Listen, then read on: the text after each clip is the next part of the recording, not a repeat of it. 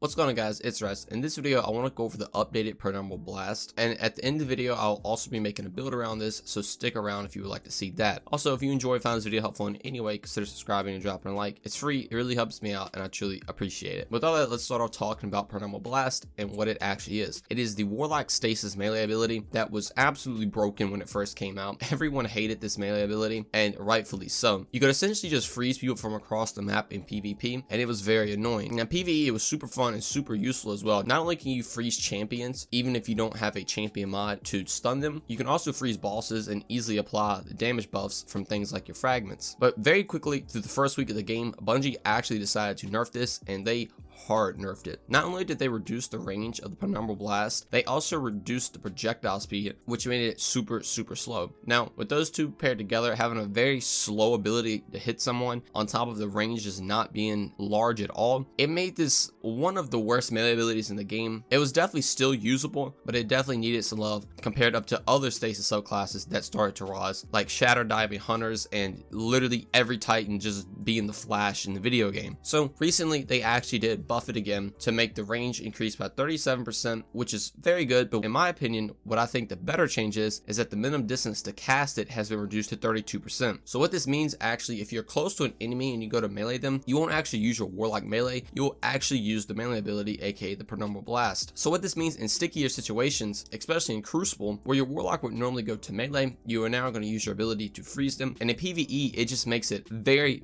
easy to use. You never have to worry about your Warlock actually just randomly punching a Vex. If you're trying to freeze a whole group of them, you now have a very easy way to use the melee ability without getting caught and being left behind. In PvP, like I said, this is a lot better than it once was. It's definitely not as annoying because the speed is still reduced, but the range plus the easier cast has definitely made it a lot better. So with all that being said, where is the Penumbral Blast good at and how should you use it? In PvP, it's obviously a very good tool to just instantly freeze anything. You're going to be able to cast it easy. You're going to have a decent range. In certain situations, you can definitely freeze whatever you want to freeze.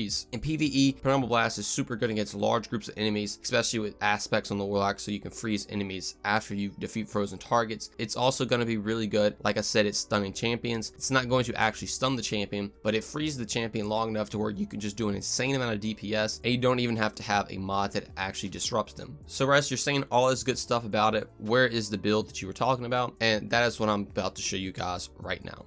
Now, before I make any of you sad, yes, I am no longer Caveman Rest. I've completely changed what I was in those other videos, but this build is going to be based all around being able to just freeze your enemies constantly with Penumbral Blast. So first things first, we're going to be going over the fragments to help make Penumbral Blast even better.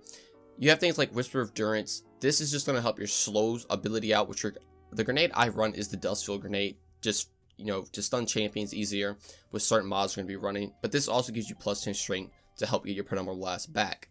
The next mod is Whisper of Fissures. This is going to make the damage in the burst of your stasis larger, and it's going to be able to just do more damage whenever your melee actually kills somebody. Then we have Whisper of Hedron, so you gain a bonus weapon damage whenever you freeze a target. You're always going to be able to freeze targets since you're always going to have your melee abilities up. This does give you minus 10 strength, but this one gives you plus 10 strength to negate that. Then we have Whisper of Refraction, so when you defeat a slow to frozen target, you get some class ability energy, which is nice to get your class ability back. Now, weapons, we're obviously going to be using Monte Carlo. If you don't know, the Monte Carlo method, dealing damage with this weapon reduces your melee cooldown and grants a chance to fully charge melee ability with each kill. This is just a melee focused build weapon. You're always going to have melee energy back, and every kill you get has a chance to actually proc your whole melee. It's super good, so I would highly recommend trying to get one if you can. Then for other weapons, swords are going to be very good for damage. Sniper, slug shotgun, whatever you want to do for boss damage. Now, obviously in any great build, over here is going to be with the charge for light mods, but for the exotic we're going to be running is Claws of Makara, and it's very simple, gain additional melee charge. So you're going to get 2 melee charges now, on top of Monte Carlo being able to refill your melee ability very easily. I would also highly recommend getting 100 strength for this build. I don't have it on this certain armor set right here, but if you can get to 100, it's going to make this build even better. Now for the first mod, we have Taking Charge. This is pretty central to every Charge Light build. It's the easiest way to become Charged Light. If you pick an orb up, you become Charged Light. Very simple. The other way we're going to become a Charged Light is with Sustained Charge right here.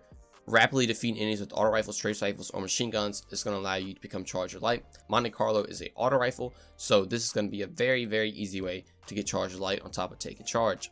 Now we're also going to be running stacks on stacks, so whenever we actually get a Charger Light, we're going to get an additional one. This does give you -10 recovery, but it doesn't matter too much with this. So this is going to allow you to, when you're essentially getting a ton of auto rifle kills, you're going to get 2 stacks instead of 1. Now I also have Thermal Overload and Surge Eater for the Dust Field Grenade, so we can stun a champion if you need to. Plus you also have Penumbral Blast to stun them. Then we're going to be taking advantage of Charger Light with things like Lucent Blade. This is just going to buff your sword damage, plus your sword charge rate is going to be faster, since we're going to be using another Charger Light mod that is crucial to this build, and that is Lock and Load. So while Charger Light, you regain half your melee energy whenever you use your charge melee ability. Also, when you're surrounded, you can regen ammo with a bunch of weapons. This does come into play a little bit, but not too much. But the main thing is the melee energy you get back. You're going to be refilling half your energy. Then on top of Monte Carlo just damaging an enemy, you're going to get it back super quick. And that's with 70 strength, not even with the 100 on my character. Between the 2 exotics that are completely based around the melee energy, then Charger Light mods to easily just give you half your melee back on top of doing extra damage with something like your sword. You're going to always have your melee ability. You're going to always be able to freeze anything you want to, and it is absolutely disgusting. Now, like I said earlier, this build does shine very well in PvE, but in PvP, especially with trials coming back around, the ability to just always be able to freeze something is going to be very strong. And if you see this run in trials a lot, I'm sorry, but hopefully in PvE you see this run a lot more, and you can just control the battlefield in any way you want to. But that is going to do all from you guys. I really hope you guys enjoyed this style of video. I hope you guys enjoyed the build. Let me know in the comments. But thank you so much for watching, and I'll see you in the next one. Peace.